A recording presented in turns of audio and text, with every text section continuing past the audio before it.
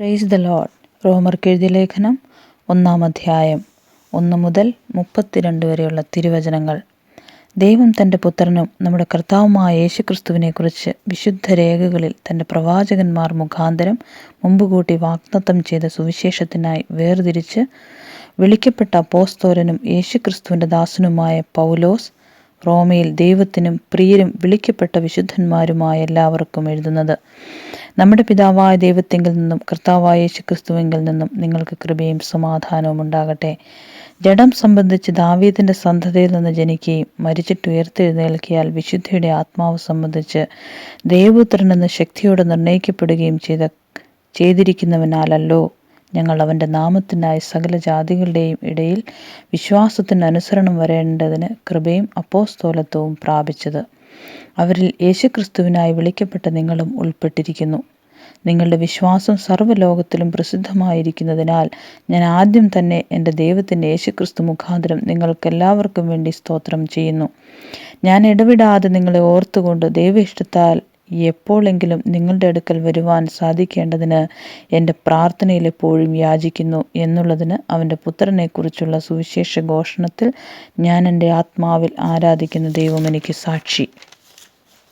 നിങ്ങളുടെ സ്ഥിരീകരണത്തിനായി ആത്മീകവരം വല്ലതും നിങ്ങൾക്ക് നൽകേണ്ടതിന്, അതായത് നിങ്ങൾക്കും എനിക്കും ഒരുമിച്ചുള്ള വിശ്വാസത്തിൽ നിങ്ങളോടുകൂടെ എനിക്കും ആശ്വാസം ലഭിക്കേണ്ടതിന് ഞാൻ നിങ്ങളെ കാണുവാൻ വാഞ്ചിക്കുന്നു.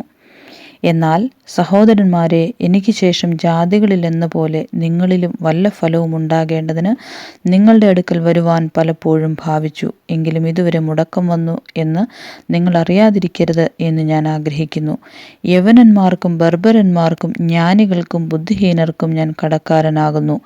അങ്ങനെ റോമയിലുള്ള നിങ്ങളോടും സുവിശേഷം അറിയിപ്പാൻ എന്നാലാവോളം ഞാൻ ഒരുങ്ങിയിരിക്കുന്നു. സുവിശേഷത്തെക്കുറിച്ച് എനിക്ക് ലജ്ജയില്ല. വിശ്വസിക്കുന്ന ഏവനും, ആദ്യം യഹൂദനും പിന്നെ യവനനും അത് രക്ഷയ്ക്കായി ദൈവശക്തിയാകുന്നുവല്ലോ.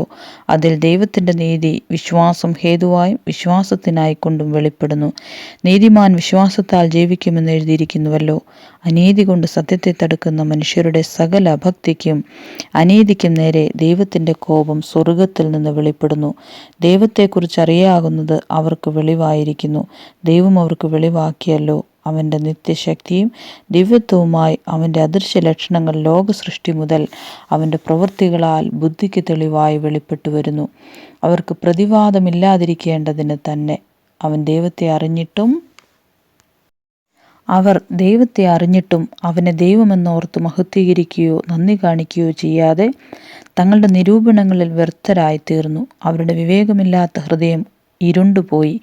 ജ്ഞാനികളെന്ന് പറഞ്ഞുകൊണ്ട് അവർ മൂഢരായിപ്പോയി. അക്ഷയനായ ദൈവത്തിൻ്റെ തേജസ്സിനെ അവർ ക്ഷയമുള്ള മനുഷ്യർ, പക്ഷി, നാൽക്കാലി, ഇഴജാതി എന്നിവയുടെ രൂപസാദൃശ്യമായി മാറ്റിക്കളഞ്ഞു.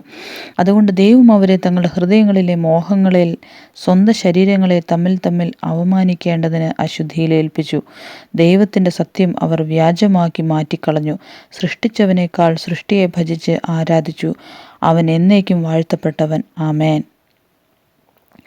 അതുകൊണ്ട് ദൈവം അവരെ അവമാന രാഗങ്ങളിൽ ഏൽപ്പിച്ചു. അവരുടെ സ്ത്രീകളിൽ സ്വാഭാവിക ഭോഗത്തെ സ്വഭാവവിരുദ്ധമാക്കി കളഞ്ഞു. അവണ്ണം പുരുഷന്മാരും സ്വാഭാവിക സ്ത്രീഭോഗം വിട്ട് അന്യോന്യം കാമം ജ്വലിച്ച് ആണോടാൺ അവലക്ഷണമായത് പ്രവർത്തിച്ചു. ഇങ്ങനെ അവർ തങ്ങളുടെ വിഭ്രമത്തിന് യോഗ്യനായ പ്രതിഫലം തങ്ങളിൽ തന്നെ പ്രാപിച്ചു. ദൈവത്തെ പരിജ്ഞാനത്തിൽ ധരിപ്പാൻ ഇഷ്ടമില്ലാത്തതിന് തക്കവണ്ണം ദൈവം അവരെ ഉചിതമല്ലാത്തതിന് ചെയ്യുവാൻ നികൃഷ്ടബുദ്ധിയിൽ ഏൽപ്പിച്ചു. അവർ സകല അനീതിയും ദുഷ്ടതയും അത്യാഗ്രഹവും ദുർബുദ്ധിയും നിറഞ്ഞവർ, അസൂയ, കൊല, പിണക്കം, കപടം, ദുശ്ശീലം എന്നിവ തിങ്ങിയവർ, കുരളക്കാർ, ഏഷണിക്കാർ, ദൈവദോഷികൾ, നിഷ്ഠൂരന്മാർ, ഗർവിഷ്ഠന്മാർ, ആത്മപ്രശംസക്കാർ, പുതുദോഷം സങ്കല്പിക്കുന്നവർ, മാതാപിതാക്കന്മാരെ അനുസരിക്കാത്തവർ, ബുദ്ധിഹീനർ, നിയമം ലംഘിക്കർ, വാത്സല്യമില്ലാത്തവർ, കനിവറ്റവർ, ഈ വക പ്രവർത്തിക്കുന്നവർ മരണയോഗ്യർ എന്നുള്ള ദൈവന്യായം അവർ അറിഞ്ഞിട്ടും അവയെ പ്രവർത്തിക്കുക മാത്രമല്ല, പ്രവർത്തിക്കുന്നവരിൽ പ്രസാദിക്കുകയും കൂടെ ചെയ്യുന്നു. ആമേൻ.